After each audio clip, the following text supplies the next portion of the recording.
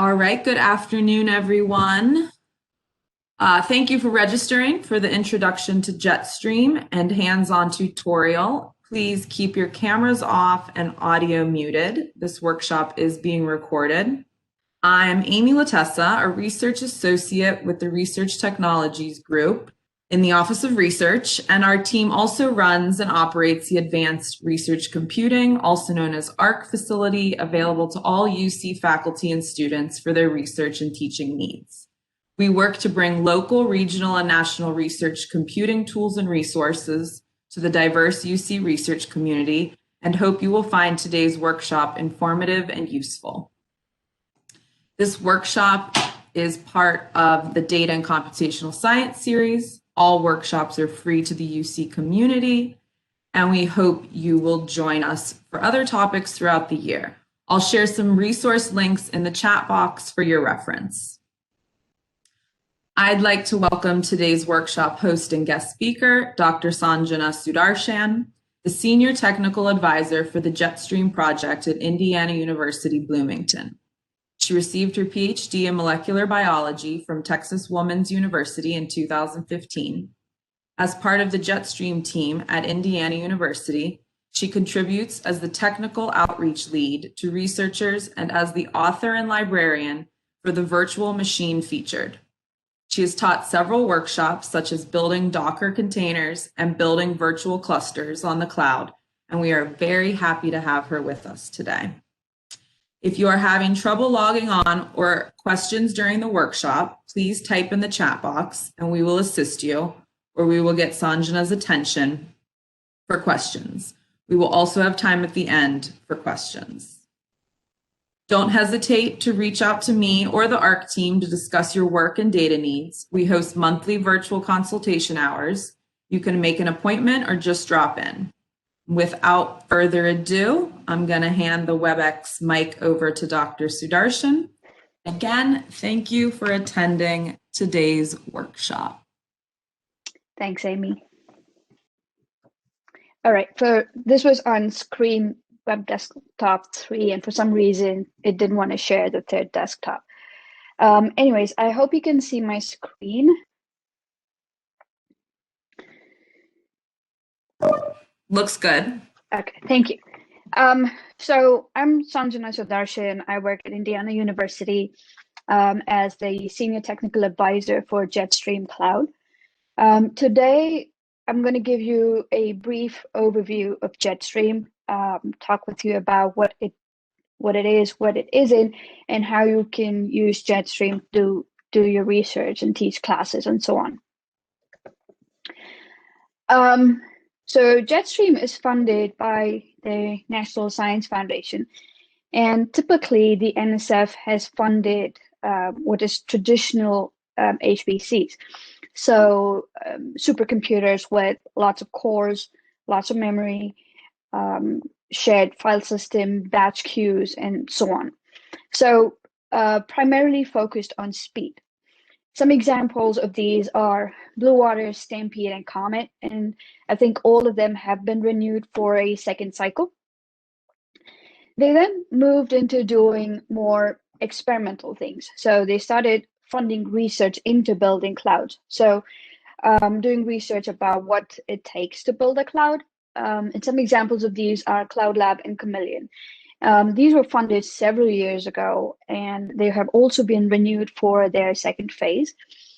And once this experiment was successful, once Cloud Lab and Chameleon were successful, they moved into funding cloud to do research. That's where Bridges, which is a hybrid system of HPC and cloud, and Jetstream, which is 100% cloud, come in. Expanding NSF XD's reach and impact. A lot of people know of XD as the XSEDE program, and they use it interchangeably. XD is the Extreme Digital Program by the NSF. And it's kind of an overarching program that brings people across the world, across the United States, to this kind of national infrastructure. Too many words in this slide. The too long didn't read version is no one has enough computing resources. So in a survey conducted in 2015, they saw that the NSF had funded a lot of researchers, but only 2% of them had completed tasks on an XD or XSEDE program resource, and only 4% of them had an XSEDE portal account. Yet, most of the researchers said that they were resource constrained. And one of the things we hear when we go conduct workshops, go to universities in pre-COVID times when we used to travel and go talk to people, some of the common things we hear was it's difficult to learn how to use a supercomputer, or the university doesn't have a supercomputer, or we have a supercomputer, but I really don't need a supercomputer. And this is something that we heard on a daily basis, is I don't really have the research needs. And yet you see people do this, is run their jobs on a laptop, and it takes some hours to run your job on a laptop, and a lot of times it basically freezes your laptop. It doesn't really you really can't do anything else on your laptop. And the advantage of having a cloud system is you can move your work to the cloud and free up your laptop, so you don't have to buckle in your laptop when you're driving to work. So what is Jetstream and why does it exist? Jetstream is the National Science Foundation's first production cloud facility, and its focus is on ease of use. So we want a lot of people who are either scared of using computers or just don't know how to use a virtual machine be comfortable with Jetstream and be able to run their analysis, do their research, or teach classes on Jetstream. And one of the ways we make it easy for people is we have a user selectable library of pre-configured virtual machines. So a user can go in, select the virtual machine they want to run, and go on from there. You don't have to install an operating system and so on. It provides on-demand interactive computing. So for those of you who have run jobs on an HPC machine, you know that when you submit a job, it either starts running immediately or it sits in queue for a while and then it starts running. Either way, there is no way for you to interact with that program that you've just submitted. With Jetstream, you have interactive computing, so you can see what you're working on. It's like working on your laptop, and you're not in queue because you're the only person using that machine. And also available are persistent services such as gateways. So if you're not familiar with gateways, think of it as a web portal where you submit a query and your query is sent to a supercomputer somewhere. The job is processed, the data is analyzed, and you get your result. So that's in a nutshell what a gateway does, is it allows you to submit jobs to a supercomputer. And a lot of people that submit jobs to these gateways don't know that these jobs are being run on a supercomputer. And for gateways to work, your gateway needs to be up all the time, because if you have people across the country, across the world, using your gateway, then you want it to be up all the time. And so you can do that on Jetstream as well. And I mentioned earlier that we want ease of use, because we want people that are not comfortable using computers to be comfortable on Jetstream. But that doesn't mean that if you are proficient, if you are a programmer, Jetstream isn't for you. If you know how to program, you can put together multiple virtual machines and create your own cluster on the cloud, and you can process your jobs.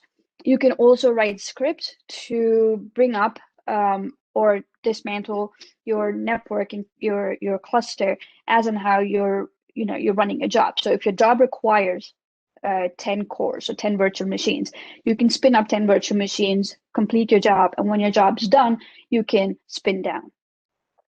So that's another thing that you can do on Jetstream. And one of the things that is very, very important for research is reproducibility. So if you have a virtual machine where you've configured it according to your needs, you have your software, you have all of your environment variables set up, and you are able to run your job. Now, if you want to share it with your group or share it with somebody else you're collaborating with, you can save your virtual machine and you can share it with people, so they don't have to install new software or set environment variables.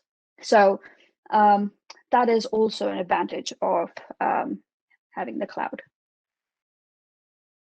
All right, who uses Jetstream?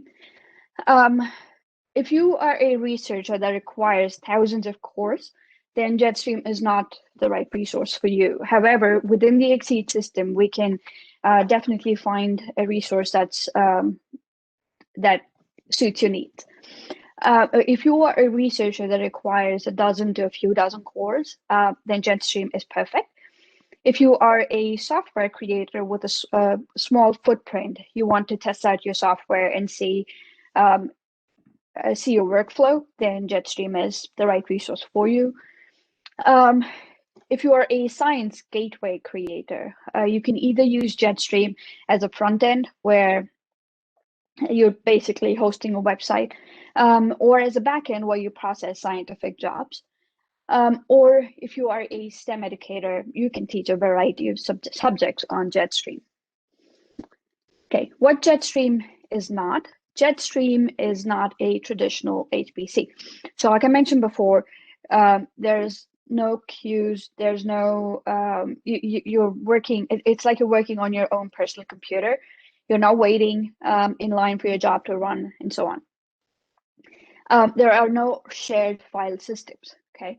So it's like, again, I mentioned this before as well, it's like working on your own personal computer. So each virtual machine that you launch is your virtual machine. You're not sharing it with anybody unless you want to share it with somebody. This is in Amazon, Azure, or Google. It's very similar in terms of launching virtual machines, running your jobs, and so on. But we are a really small team of people managing Jetstream. There are 3 people that do the user support. So the 3 people basically answering tickets when people have issues. We do all the outreach programs, outreach effort for Jetstream. We have 1 engineer, we have 1 security person, and so on. So I think we have a total of 10 people for Jetstream at Indiana University. And that's definitely a slightly smaller group than Amazon or Azure. So we definitely don't have the kind of support they do, but our focus is science, our focus is research, our focus is education. So we try and do our best to help everybody that's trying to do any of those. And the most important thing about Jetstream is it is free for users. The National Science Foundation has paid for the infrastructure, and it pays for some of the staff that's working on Jetstream. And so when you as a professor or a teacher or somebody who's running a gateway wants to use Jetstream, all you have to do is fill out an application and you have Jetstream available to you. You don't need to pay to use the virtual machines. You don't need to pay to move your data in and out of the system. You don't need to pay at all. All right, so HPC versus the cloud. Some of this I've already mentioned. Again, there's no reservations or queuing on Jetstream. You have more interactive usage. You are your own admin, so you don't have to wait on a system administrator to come in and install software for you. You can do that yourself. You have root access. And so what that means if you do a RM minus RF and delete everything, it's gone forever. We don't back up your data. So that's one of the things that comes with the root privileges is you need to be careful about what you're doing there. You can have almost any software you want. You can, it says Linux over there, and this was when we didn't have Windows support. We do have a Windows virtual machine now, but we don't provide any support for Windows. You can still bring any software you want. If it is open source, you can always install that. If you have a licensed software, you can bring your licensed software, but you need to be careful to not make it available to the general public. Clouds are more than just virtual machines. It's a lot of infrastructure, a lot of software. The old way of the cloud was to invest in really good infrastructure and cheap software. The new way of the cloud is to invest in commodity infrastructure, but have really strong software. So if your infrastructure fails, you put all your intelligence into the software to be able to handle that infrastructure failure. And our favorite is to think of virtual machines as cows, not pets. Pets take a great amount of care feeding, and you name them. Cows you intend to have high turnover, and you give them numbers.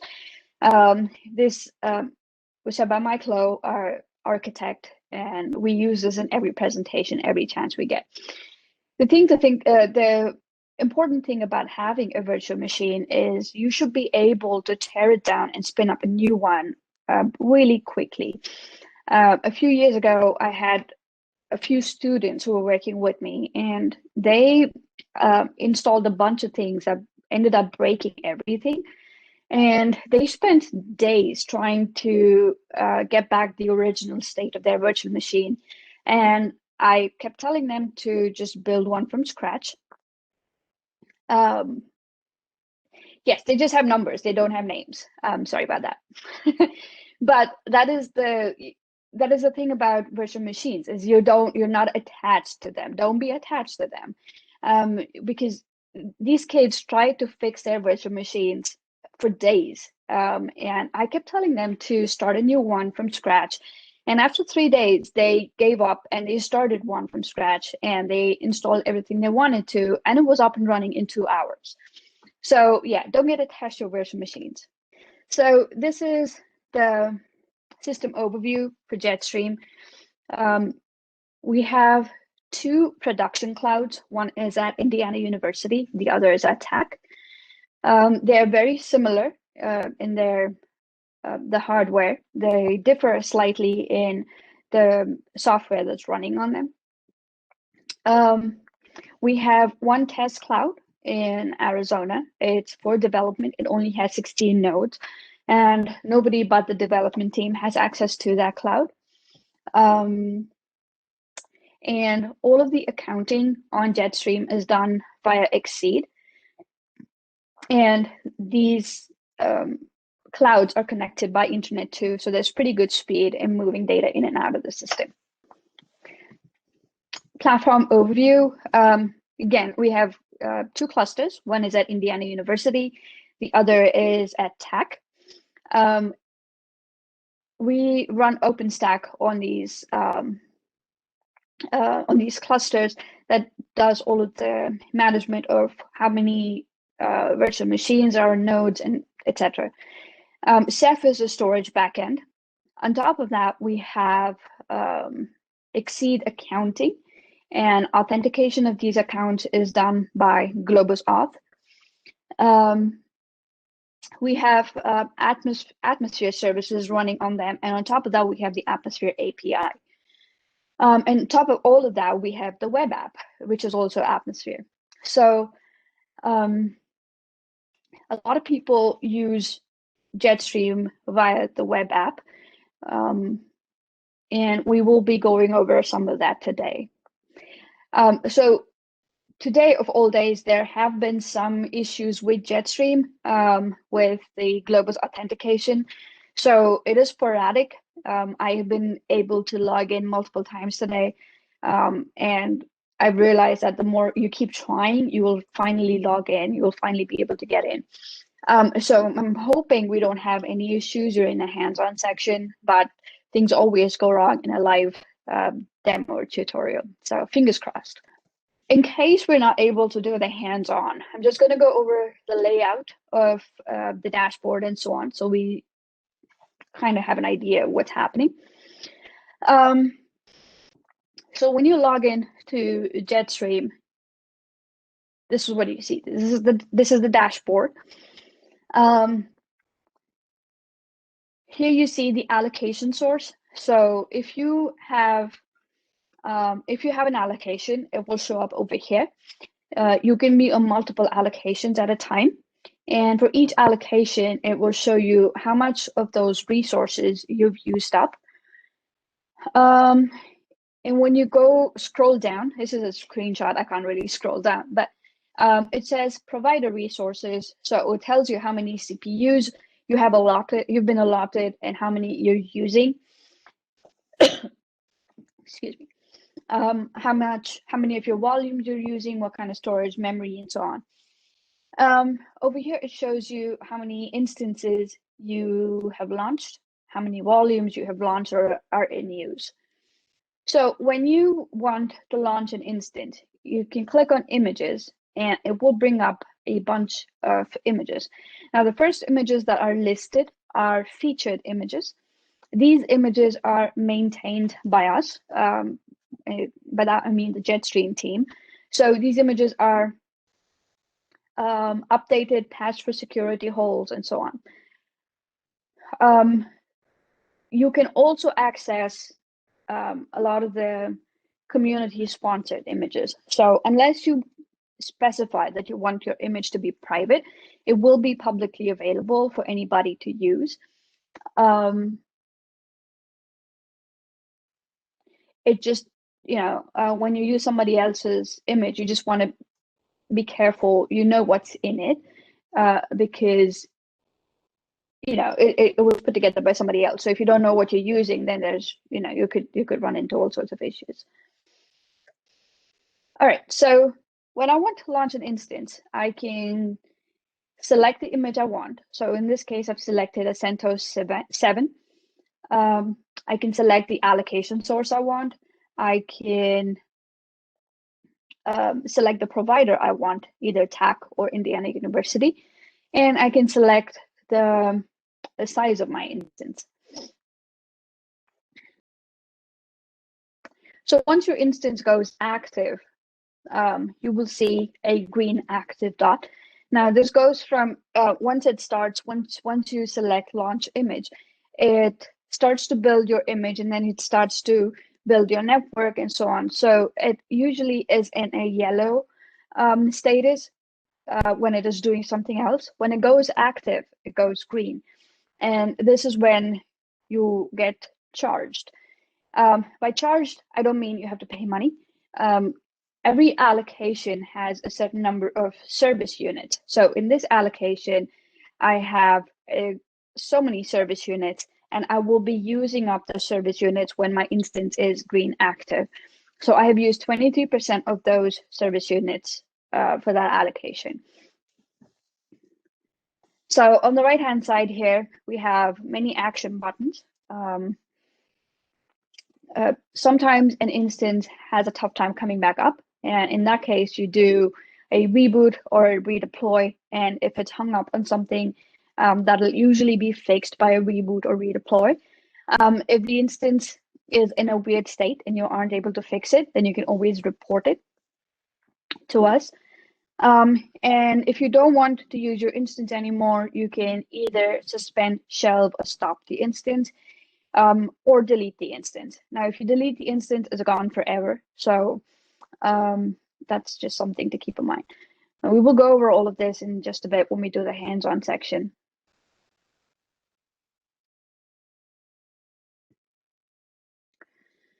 Okay, so let me go back just a sec. So for people that are using the web interface, the two main ways in which they can access their instance is through the web shell or the web desktop. The web shell is pretty much like a terminal. So once your instance is launched and it's available, it brings up a screen in your web browser, which is a terminal window. So you can do all of your commands that you do on your terminal in this web shell. If you're not comfortable with the terminal, then you can use the web desktop, which is more point and click. Hardware and instance flavors. So we have from tiny to extra, extra large, and you can see here the tiny is 1 virtual CPU, while the extra, extra large is 4 virtual CPUs. And each node, if you remember, I said we have 360 nodes at IU and at Tech. Each node can have 46 tiny virtual CPUs. So if you launch an extra, extra large, you can only have 1 extra, extra large per node because it has 44 virtual CPUs. So it has, the tiny has 2 GB RAMs, and the extra, extra large has 120. And each of these flavors or instances come with a moderate amount of ephemeral storage. Now, the thing about the thing to remember here is each of these instances have a small amount of storage. And yes, you can store your stuff here, but once your instance is deleted, the storage is also deleted. And if you want long-term storage, then that is in the form of volumes, and that is a separate allocation. So you need to request more storage allocation to have long-term storage. Newly available on Jetstream, we have GPUs. GPUs are not allocated via XSEDE. So if you need GPUs, then you need to send us a request saying you need GPUs. And each GPU you need, to be able to use your GPU, you need specialized drivers from us that match the underlying hypervisor. And you need to know how to work on the API side. The GPUs are not available on Atmosphere, which is the web app. So if anybody is interested in GPU access on Jetstream, please let us know, and we will give you more details about that later. All right, so using Jetstream VMs, the most common way to access Jetstream is through Atmosphere, the web interface. And you can get API access via OpenStack, or you could get Horizon access. The advantage of getting API access is you can run a science gateway on the API side, which is how you get persistent service. You can also do on-demand or elastic computing, where you spin up and spin down instances based on the need. So those are the 2 common ways of accessing Jetstream. You also have VNC or SSH. You can do that through to individual instances. Page basically gives us a breakdown of the discipline or area of interest and how many Jetstream allocations have gone to those disciplines and how many SUs have been used and so on. So if you see here, our biggest users are education and training. We have a lot of allocations for education and training. And then we have biological sciences. And a lot of these have been increasing over time. Some fields that are going down, so the ones in red, biophysics and molecular biochemistry, these, or physics, these are people that require thousands of cores or GPUs. And so once you start working on Jetstream and get your research going, you know exactly how many cores, how many machines, or how many GPUs you need. You can then move to a bigger, better supercomputer. Right, Jetstream for engineering researchers and others. We have MATLAB. So if people are interested in MATLAB, MATLAB is available on Jetstream, both on the IU and TAC cloud.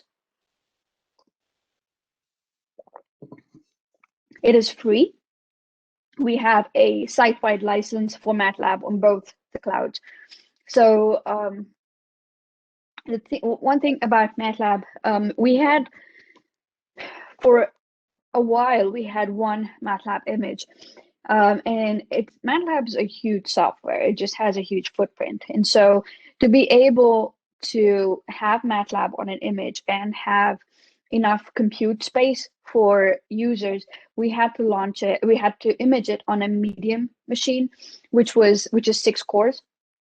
And that meant that anybody that had the smallest calculation on MATLAB had to launch a medium, which meant that they were using a lot of SUs. And we got a couple requests for a smaller version of MATLAB. So we then imaged MATLAB on I think on a small, with fewer toolkits. And we have seen that people have been using them more now. So we have 2 MATLAB images on Jetstream, depending on, you can use one or the other depending on your need. And when you think about Jetstream or supercomputers, you think of the molecular dynamics people, or the people that are using lots of cores. But what we've seen is that we have people that are doing financial analysis. We have people that are doing political science. We have people that are doing text analysis. And early on in Jetstream, we saw when people were taking classes, they would come in, and the first thing they would install on there was R, and everybody would install R, image it. And so we were getting a ton of people imaging R, and we were like, okay, what's going on here? And then we saw that they were doing this for a text analysis class, and everybody was coming in and imaging R. So then we provided a R Studio instance, and then we immediately saw that people stopped imaging R anymore. Now we have R Studio, we have R Shiny, and all of that, all the good stuff to do text analysis. We also have a lot of computer science folks teaching their classes on here. And one of the classes I remember that was taught was a securities class. We had a VM within a VM, and they were supposed to try and hack it, which was interesting. All right, so Jetstream for education, especially with COVID and a lot of classes being taught online, we have been, Jetstream has been used in multiple graduate and undergraduate courses. If you have any topic that uses a computer, that requires a computer, then yeah, you can teach it on Jetstream. Galaxy. So I don't know if anybody in listening today is aware of Galaxy. Galaxy is a biomedical research platform, and they do a ton of analysis from sequencing data. And Galaxy uses Jetstream in 2 ways. They have a pre-built, we have a pre-built Galaxy image. So Galaxy made an image on Jetstream and told us to have that available to users that want to use Galaxy on Jetstream. So users can just log into their instance and do their data analysis on a virtual machine, or they can send data to the Galaxy gateway. So you go on Galaxy's website and you turn in your query, and Galaxy tests, it looks at the job profile, and if the job profile matches what Jetstream can handle, then it sends those jobs to Jetstream, and these jobs are processed in the backend and returned to the user. The user doesn't know or doesn't care in most cases where these jobs are being processed. So we have a ton of gateways on Jetstream. When I joined the team in 2017, we had 9 gateways. And in the past 3 years, we now have about 50 gateways on Jetstream, and we're actively gaining more and more. So it just goes to show how useful Jetstream is to these people who are running gateways. We have had REU programs for undergraduates. It's also paid for by the NSF. We've had from 2017 to 2020. We didn't think 2020 was going to happen with the university and everything going remote. Well, we had a successful remote REU program in 2020 as well. Unfortunately, in 2021, we are not doing it because everyone's overwhelmed by from working from home. But hopefully in the future, we will be able to resume this. And research education for undergraduates, REU, sorry about that. Research experience for undergraduates. So undergraduates are able to apply for a REU program. And since it's funded by the National Science Foundation, they are able to come to Indiana University and learn about cloud computing or machine learning or whatever topic we set for that year. The topic usually depends on what PERC is a conference. So we go to in July, what PERC has for that year. So if PERC has a machine learning based conference, then we had machine learning for the undergraduates that year. And it's usually an 8-week program, and they get a handsome stipend. At the end of the 8-week program, they're able to put together a project, make a poster, and it's just in time for PERC. So they're able to take their poster to the conference. And it's been a very good experience for the undergraduates and for us teaching them these courses. Again, hopefully in the near future, we can do this again. All right, Jetstream highlights. So we've had, this is as of this month, 1st Jan 2021, we've had about 400 active XSEDE projects in 56 different fields of science and from around 400 institutions.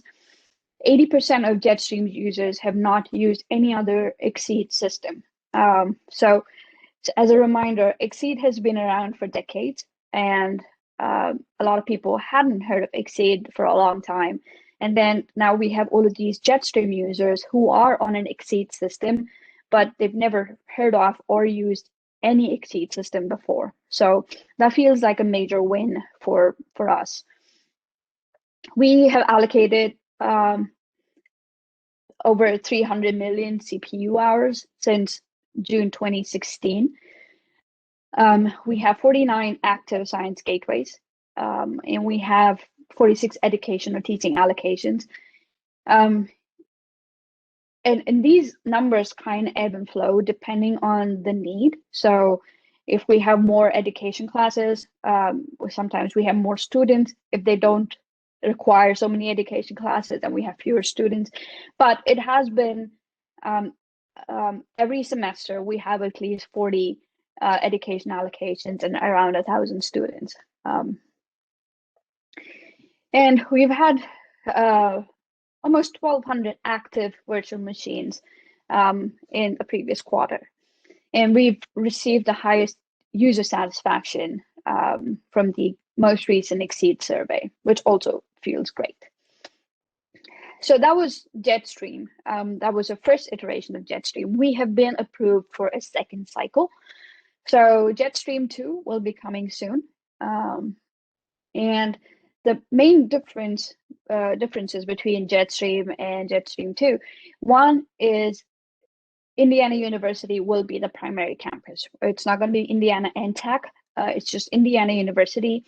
We will have 416 nodes, and we will also have GPUs available to people. Jetstream 1 didn't have GPUs.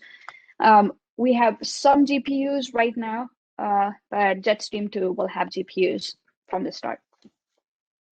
And then we will have we have some regional campuses with minimal nodes. We have TAC, we have Cornell, Arizona State University, University of Hawaii. And the platform overview is pretty similar. We have OpenStack and Ceph. We have XSEDE accounting. And we will also have third-party clients. This is the example here is Exosphere. Exosphere is still being developed. It is in the beta version. So if anybody is interested in Exosphere, you can go look at the wiki page for Exosphere on Jetstream. We will still have Atmosphere. We also have Horizon and OpenStack command line interface.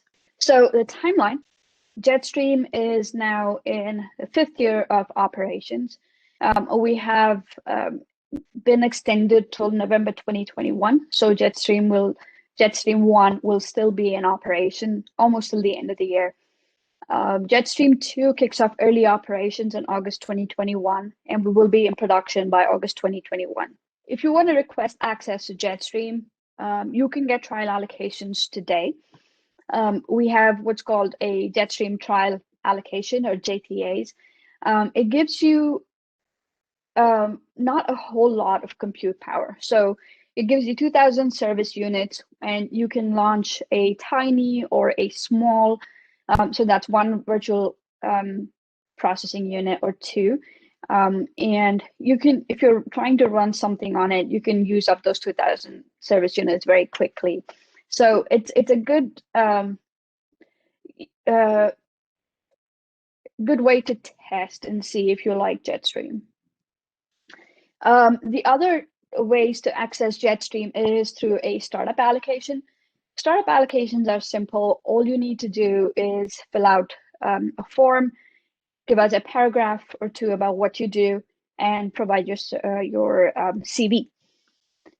And startup allocations, you can get 50,000 service units, and there's no throttling, so you can launch an extra large and run through your service units if you want to. And you can request these anytime. So you can request them today and in about 24 to 48 hours, depending on people's schedules. You should have access to your startup allocation. And then the other kind of allocation is the education allocation. Now you can request education allocations anytime. And that's because we know people have teaching requirements, and sometimes you need you just need your allocation to be approved right now. So you can request education allocations, and I think education allocations also give you 50,000 service units. You can always request more if you're running through them quickly. And you can get research allocations. Now, research allocations are larger allocations, and those are approved on a quarterly basis. So the next submission window for the research allocation is March 15 to April 15, 2021. Sorry about that typo. 2021. And you can request millions of SUs for your research allocation. We can definitely help you if you require a research allocation. Research allocation takes a little more time in terms of application process. You need to give us a 10-page description of what you're doing and why you need all these SUs, and a scaling doc. So ideally, you would have a startup allocation, and you do your research on it and see how many resources you need. If you only need say 30,000 SUs, then you can, on your research allocation, you can say I only need 30,000 SUs. Or if you think you need 100,000 SUs, you ask for 100,000 SUs on your research allocation. If there's no scaling doc, and if you haven't done any testing, and if you right out of the bat come and ask for 2 million SUs, then there's a chance that it might be rejected. So ideally, you have a startup allocation, and then you kind of gauge how many SUs you might need for your research allocation, and then put that in the document. Of course, we can always help with the research allocation. Where can I get help? So we have an extensive wiki for Jetstream. So if you go to wiki.jetstream-cloud.org, you should see everything from how to get started, how to move your data in and out, and any other questions you might have about Jetstream. When you're on there, if you feel like some questions aren't answered adequately, then you can always reach out to us at help@XSEDE, and we will try and fix it. Sometimes links are broken because, pages are linked here and there, and then somebody changes something somewhere, and then a link breaks. And we've received tickets. We go and check it very often, but sometimes it's just easy to miss one link in this whole wiki system. So if you have any questions, please reach out to us at help@XSEDE. If you want, we do have some virtual workshops that were done a while ago for Cornell. They're also available here. So feel free to go look at those too. And this is the NASCAR slide of all of our partners, Indiana University and Tech, primary partners for Jetstream 1, University of Arizona, they do the development cloud, University of Chicago with Globus, and Johns Hopkins with the Galaxy Image. And these are our Jetstream 2 partners. If you have any questions, I'm going to stop sharing now. If you have any questions, please feel free to ask. I have several in a series, and I feel like I should let other people go first. But I wonder if briefly you wouldn't mind explaining what XSEDE is. Now, I've done workshops on XSEDE, and I kind of know what it is, but no one has ever really explained to me what it is. Not for real. Yeah, that's a tough one because I don't know how to explain what XSEDE is either. All I can tell you is XSEDE is funded by the National Science Foundation, and it's a good resource to have. XSEDE has various supercomputing resources. So it's extreme science and engineering development environment. So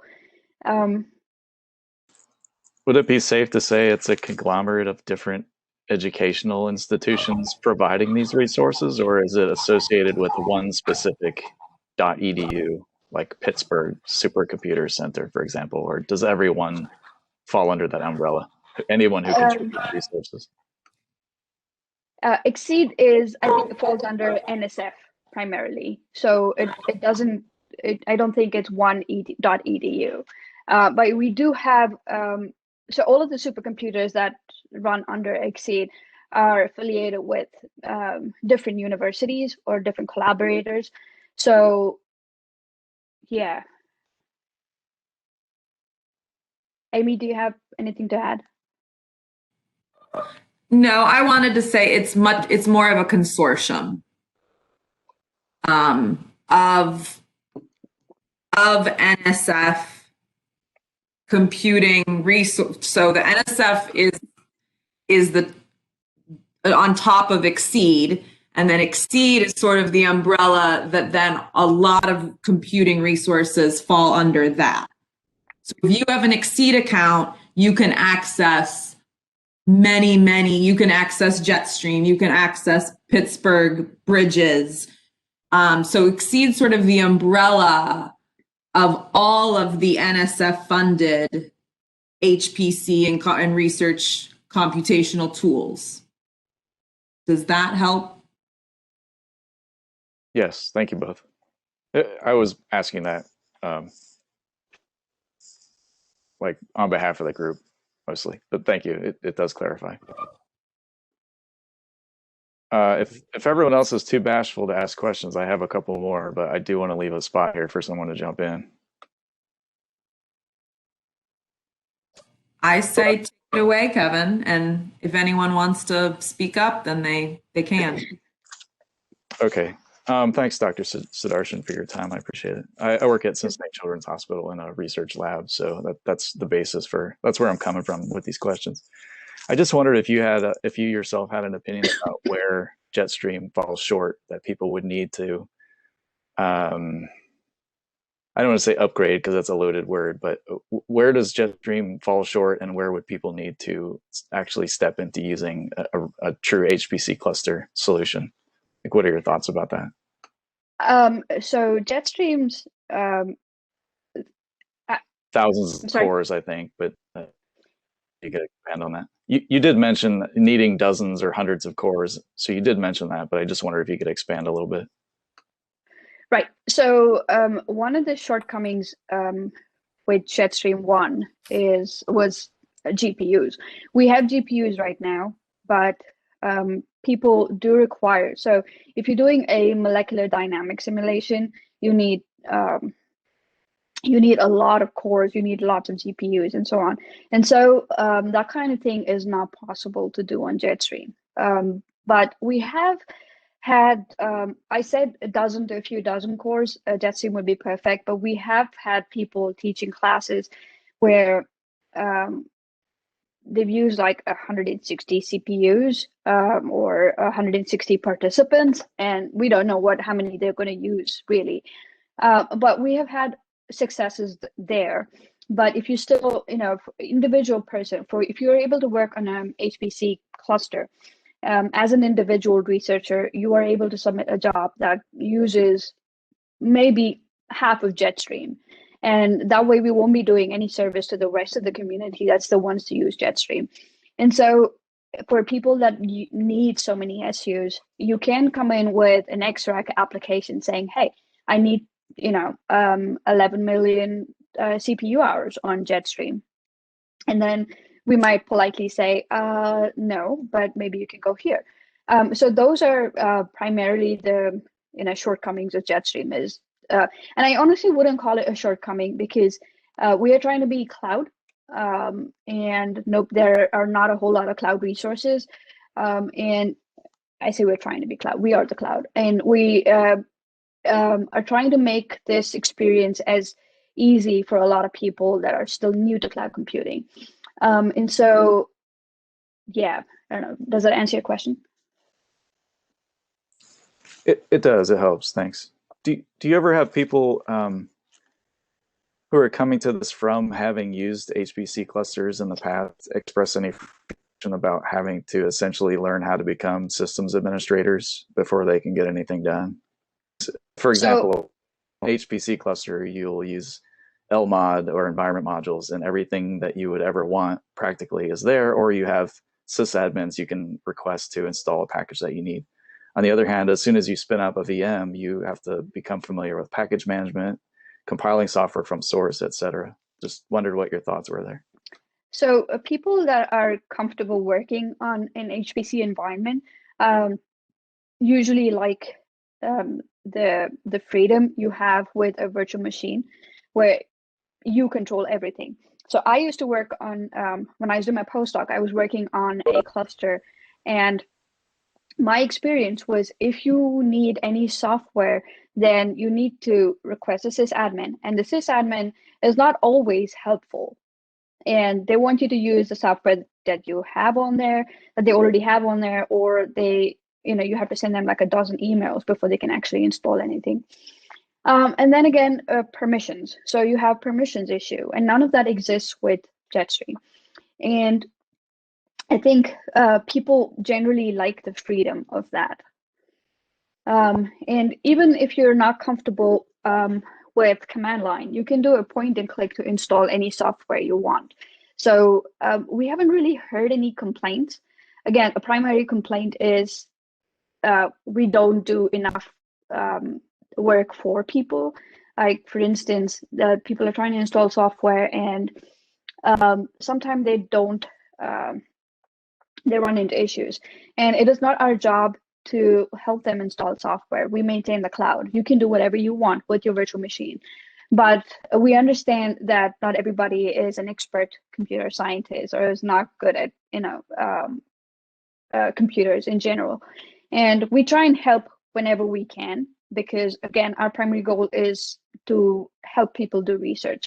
So we do it, even though we say we don't.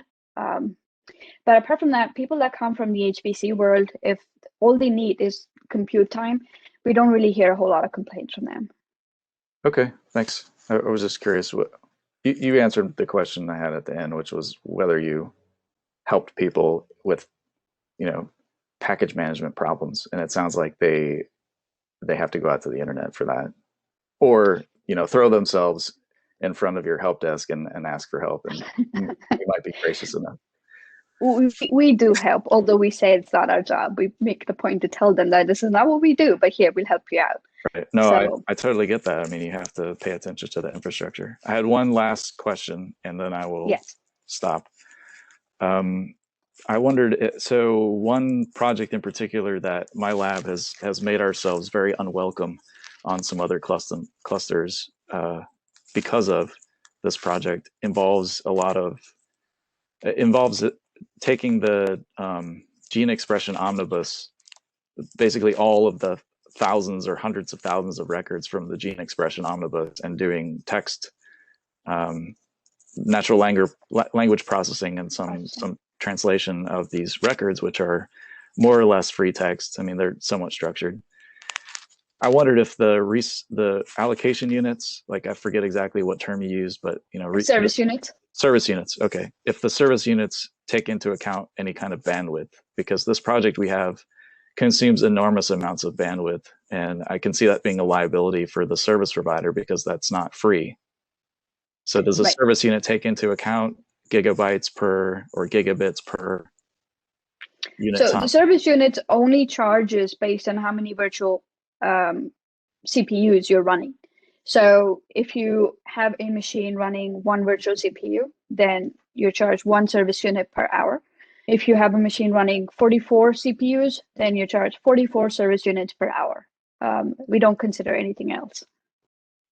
Okay, thanks. I don't know how that's possible not to have to pay for data, but that sounds good to me. I have a couple of questions.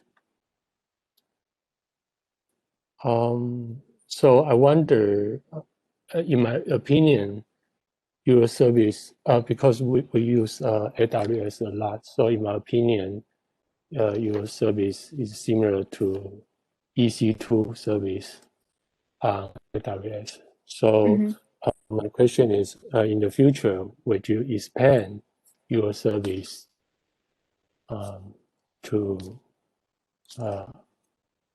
would you provide more service other than the service you provide right now? Like AWS, they provide lots of service. I don't think we're going to provide more service in terms of other than making the cloud available and maintaining the infrastructure. I don't think we're going to be able to provide anything else. You also mentioned that you will switch from the Jetstream V1 to V2. So I wonder if I host my application on V1 now. So in the future, if you switch to V2, do I have to move my data in and out? No, we will do that for you. Oh, okay, got you. And you also mentioned a startup application. So I wonder, the PI has to be a PhD or any roles specific? PIs, so I think the NSF requires you to be either a postdoc or you need to be PI of the project. So if you have a PhD student, can always go to their PI and request an application. It really takes not more than 10 minutes of your time. So if you're a postdoc, you can apply for it. If you're a graduate student, you can definitely ask a postdoc or your PI, your lab PI to request a startup allocation. Okay, got you. So I don't know much about the power of your computing resource. So in the beginning, I might create instance, and if it's not enough, I will, delete and create other instance. So for example, so do you have any rules so people cannot create, delete too many times, something like that? Can you repeat the last part? So people cannot? Create instance or delete, then create again. No, it's up to you, really. As long as you have service units in your allocation, you're free to use it however you want to use it. So if you want to start up, I don't know, 10 extra large machines, nobody is stopping you from doing that. As long as you have allocations, you can start and delete anytime you want. Okay, gotcha. And after I use, you just mentioned 50,000 units you provide, so I can request more, right? So I have to submit. Yes. Okay. So a lot of times with startup, you get 50,000 service units. And a lot of times with the startup, we can provide a supplement of say 20,000 or 30,000 units, depending on the need. But usually after a startup, people request a research allocation where they get more than 50,000 service units. So again, that depends on the kind of work you're doing. Once you have a startup and figure out how many SUs you're using, you can always request more. Okay, and so for that case, do I have to provide any evidence to support my new request? Well, so one of the major evidences to provide would be your startup allocation. So we can see from your startup allocation, you just have to tell us. I mean, I don't think you need to print out proof or anything, but you just have to tell us what you've done and show us a calculation of why you think you need whatever you're requesting.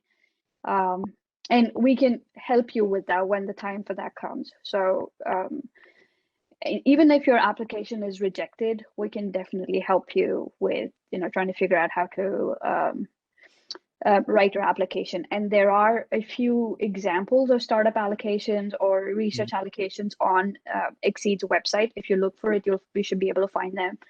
And those are actually quite helpful as well. Okay, gotcha. Thank you. You're welcome. Dr. Sudarshan, do you have to proceed right into like a hands-on workshop part of this, or are you leaving it open for as long as people have questions? Oh yeah, please go ahead, ask questions. The hands-on can be long or short depending on, it's flexible. Did you want us to be using the hand-raising thing? I feel like I'm jumping in here. No, just go ahead. Okay. Go ahead. Yeah. The individual VMs on Jetstream, do they have unrestricted network access? Like, I'm frankly horrified to even ask that question, but do they have static IP addresses, or how do you? We frequently run into problems with having to use, like, for example, an HTTP proxy to reach the internet from our own cluster at Children's. So I just was curious if the VMs were restricted in any way, or if they could have ports open to the outside, or if we have to organize all that through you. You don't have to organize that through us. The thing is, with Atmosphere, your instances get a static and a floating